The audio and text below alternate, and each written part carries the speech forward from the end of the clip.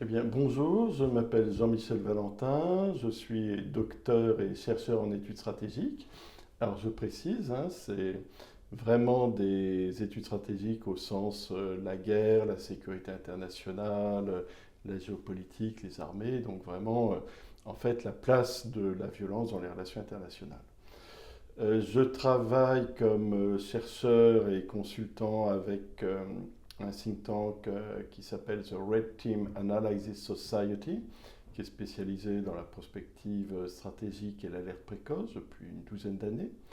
Et j'ai récemment publié donc Hyperguerre, comment l'intelligence artificielle révolutionne la guerre, aux éditions Nouveau Monde, afin de montrer un peu quels sont les enjeux de la militarisation de l'intelligence artificielle et des effets de cette militarisation de l'IA sur les théâtres d'opération.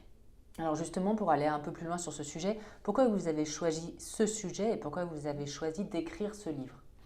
Alors en fait, au départ, c'est une proposition de mon éditeur, et avant de lui dire oui, j'ai quand même voulu faire un rapide scan du paysage pour voir s'il y avait lieu de le rédiger.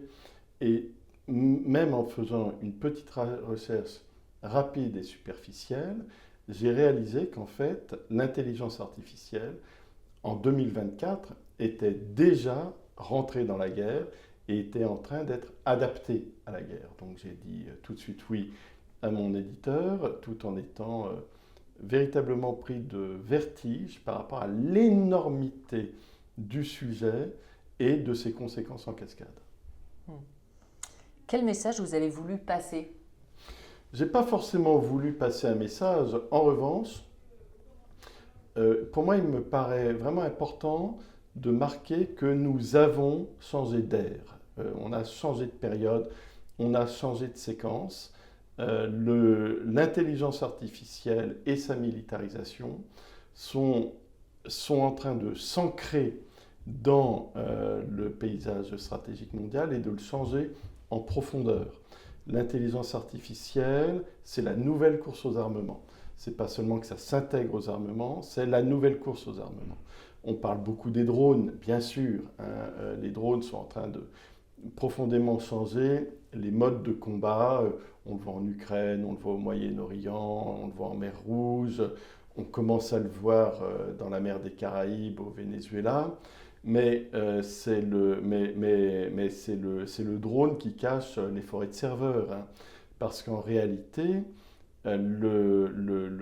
l'intelligence artificielle, ça sert à analyser des données, et une guerre, une bataille, une opération, c'est un énorme générateur de données. Donc l'enjeu, c'est littéralement non seulement la maîtrise de la bataille, c'est la maîtrise de la guerre. Et ça, c'est en train de profondément transformer les choses, d'autant que la prochaine étape, euh, qui va tout changer dans la façon de faire la guerre, c'est la façon dont l'intelligence artificielle va soutenir les états-majors et les décideurs politiques dans les stratégies de guerre qui vont être mises au point. Nous vivons une bifurcation historiale qui est absolument majeure, et c'est cette bifurcation que j'ai voulu mettre en évidence. Et enfin, selon vous, que faut-il retenir d'utile, justement, de votre livre et de tout ce que vous nous expliquez, quand on est un dirigeant? Ben, quand on est un dirigeant, on vit dans un univers saturé d'électronique, de données, de data, etc. Or, ce sont les flux mêmes de data qui, aujourd'hui, sont devenus un des champs de bataille mondiaux. Et les data, elles sont euh, canalisées littéralement par les intelligences artificielles, elles sont traitées, qu'on le veuille ou non, elles sont utilisées, et elles peuvent parfaitement être utilisées contre vous-même.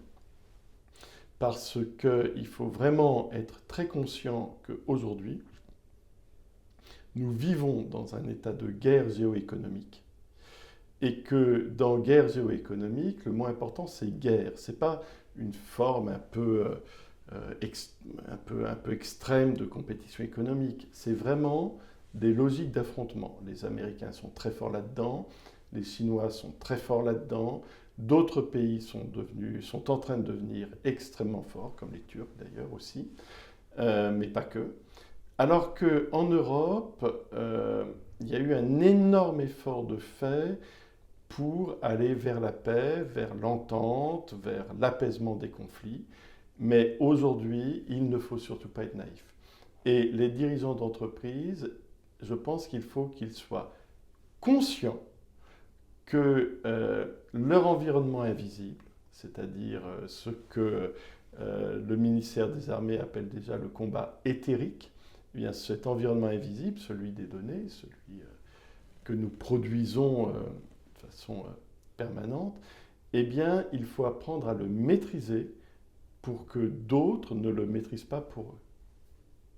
Et donc, si vous aviez un conseil, on va dire, un peu concret, Formez-vous aux enjeux et à l'utilisation de l'intelligence artificielle et formez-vous au renouvellement des enjeux de sécurité d'entreprise à l'époque de l'intelligence artificielle. Et formez-vous maintenant, pas demain.